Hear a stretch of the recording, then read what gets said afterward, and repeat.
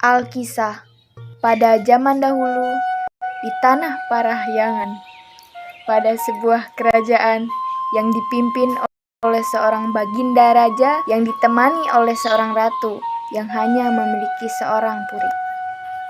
Putri tersebut bernama Dayang Sumbi yang terkenal dengan kecantikan dan juga kecerdasannya. Namun, ia juga terkenal dengan sifat manjanya. Di suatu pagi pada saat Dayang Sumbi sedang menenun, ia merasa tak enak badan. Selanjutnya, ia secara tidak sengaja menjatuhkan pintalan benangnya ke lantai berkali-kali. Ya ampun, pintalan benang itu lagi-lagi terjatuh. Apabila ada seseorang yang mengambilkan pintalan yang jatuh itu kepada aku, apabila ia seorang laki-laki, akan dijadikan ia sebagai suamiku. Apabila ia seorang perempuan, akan dijadikan ia sebagai saudariku. Beberapa saat setelah kata-kata perjanjian tersebut diikrarkan, tiba-tiba datanglah seekor anjing yang sakti bernama Tumang. Ini milikmu, Tuan Putri. Kenapa malah anjing ini yang mengambilkan benangku? Artinya, suka tidak suka, aku harus menjadikan anjing ini sebagai suamiku. Selanjutnya, Dayang Sumbi dan seekor anjing yang bernama Tumang hidup berbahagia dalam mahligai rumah tangga. Dalam rumah tangga mereka, Dayang Sumbi dan Tumang dikaruniai seorang anak laki yang gagah dan tampan. Anak tersebut tumbuh dan berkembang layaknya seperti seorang anak laki-laki pada umumnya. Anak laki-laki ini dinamakan Sangkuriang. Dalam perjalanan perkembangan pertumbuhan Sangkuriang, keseharian Sangkuriang selalu ditemani oleh Tumang yang selama ini ia ketahui hanyalah seekor anjing biasa yang selalu setia menemaninya, bukanlah sebagai ayah kandungnya. Dalam perjalanan waktu yang senantiasa bergulir, Sangkuriang berkembang dan tumbuh menjadi seorang pemuda yang tampan, rupawan, dan gagah. Pada suatu ketika, Dayang Sumbi memanggil putranya Sangkuriang. Sangkuriang, ibu sangat ingin memakan daging kijang. Pergilah sekarang kau ke hutan untuk berburu kijang dan ajaklah Tumang bersama dirimu. Baiklah, ibundaku.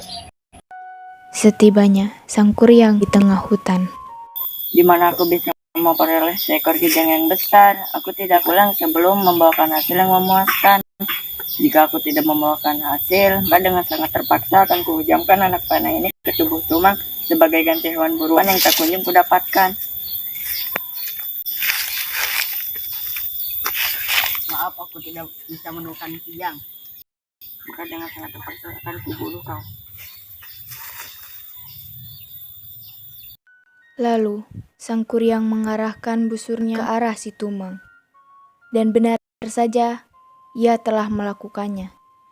Tumang pun terkena anak panah Sangkuriang, dan tak lama kemudian, si Tumang pun sekarat dan akhirnya mati.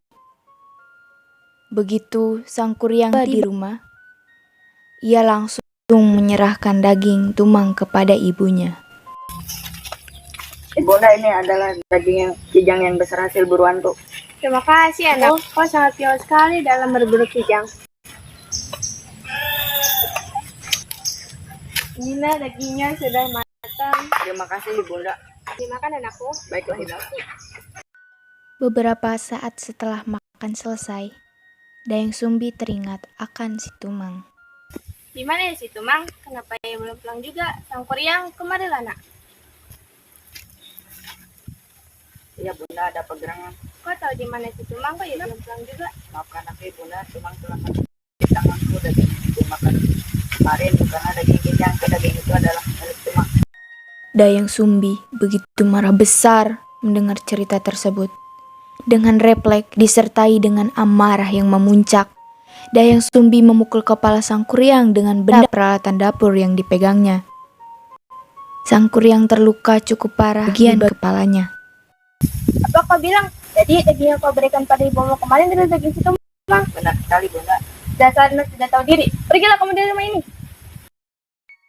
Beberapa tahun berlalu. Sang Kuryang yang telah mengembara ke seluruh negeri dan selanjutnya memutuskan untuk kembali ke rumahnya.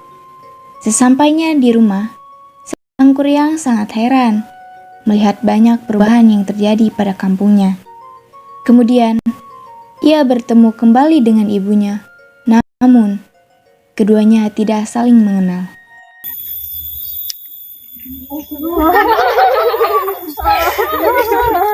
Hai Nona Manis, kau sangat cantik. Aku ingin sekali melamarmu. Maukah kau bersunting untuk menjadi istriku? Yang mana nih? Ayo mas, sama aku aja. Baiklah, aku bersedia untuk menjadi istrimu.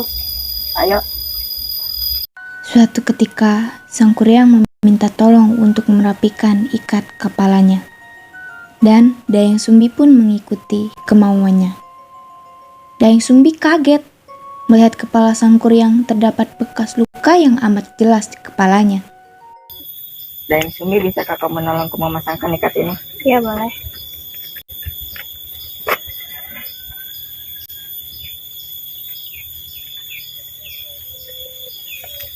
Sang Kuryang, mengapa di kepalamu terdapat bekas luka? Bekas luka apakah itu? Bekas luka di bagian kepalaku ini, dulu aku pernah dipukul oleh ibuku karena telah membunuh anjing kesayanganku. Ya Tuhan, ternyata Engkau adalah Sang Kuryang anakku. Bagaimana ini? Aku tak mungkin menikahi anakku sendiri. Aku harus mencari cara untuk menggagalkan pernikahan kami. Dayang Sumbi semakin bertambah bimbang. Dayang Sumbi, apakah kamu tahu hari ini aku telah memburu banyak hewan? Sang Kuryang, sebenarnya aku ingin mengatakan hal sesungguhnya bahwa kau adalah putraku, kau adalah anakku, aku yang telah memukulmu ini berbekas seperti ini. Kau bohong, kau hanya tidak mencintaiku, bukan? Makanya kau mengarang cerita yang tidak supaya pernikahan kita gagal. Apa yang aku ceritakan adalah kebenaran. Aku adalah ibumu, nak. Setelah panjang lebar, Dayang Sumbi menjelaskan mengenai dirinya dan putranya, serta anjing bernama Tumang.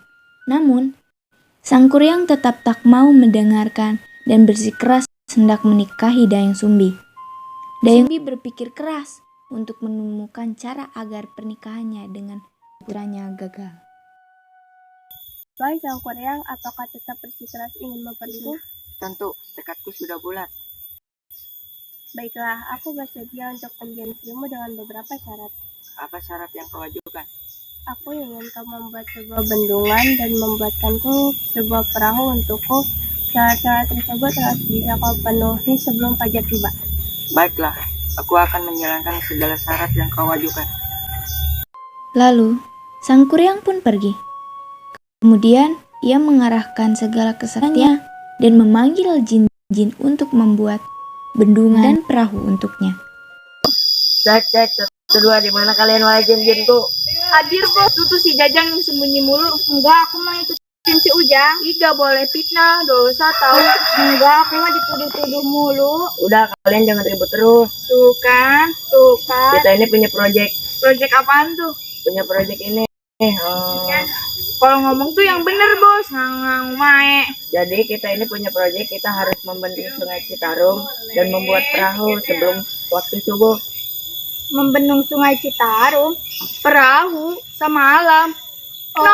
Diam kalian, pokoknya kita harus ngelakuin yang Dayang Sumbi mau.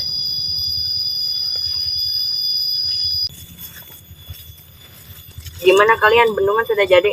Udah dong, tinggal dipoles sedikit aja. Sip, mantap. Kesini atuh bantuin aku, sebentar lagi udah mau subuh.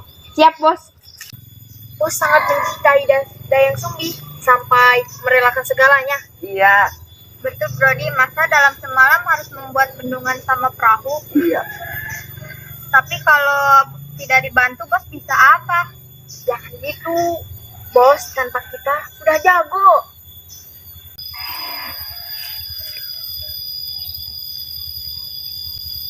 Ketika pekerjaan Sang Kuryang tengah berlangsung, Dayang Sumbi menggunakan tipu muslihat, yakni dengan membangunkan ibu-ibu untuk menumbuk pertanda fajar telah tiba. Guys, gawat. Ada apa? Si Sang Kuryang udah hampir selesai memenuhi syarat yang aku berikan. Gawat, bagaimana ini? Gimana kalau kita membuat suasana menjadi 1.000 hari? Supaya jin-jin yang membantu Sang Kuryang pergi. Boleh. Ayo. Sang Kuryang berhenti melakukan pekerjaannya, dan jin-jin pun berlari terbirit-birit karena mengira fajar telah tiba. Namun, Sang Kuryang menyadari bahwa ini hanyalah tipu muslihat dari Dayang Sumbi. Sang Kuryang marah dan mengutuk Dayang Sumbi, lalu ia merusak bendungan yang setengah jadi ia buat bersama jin-jinnya. Karena amarah yang tak tersalurkan, Sang Kuryang pun menendang perahu tersebut dan jatuh dalam keadaan terbalik. Perahu itu membentuk sebuah gunung, Tangkuban Perahu. Bos, lihat bos, udah azan subuh. Iya tuh, ada suara ayam berkokok juga. Gak mungkin. Kita apa jelas waktu subuh. Ini pasti perbuatan si Dayang Sumbi anjing.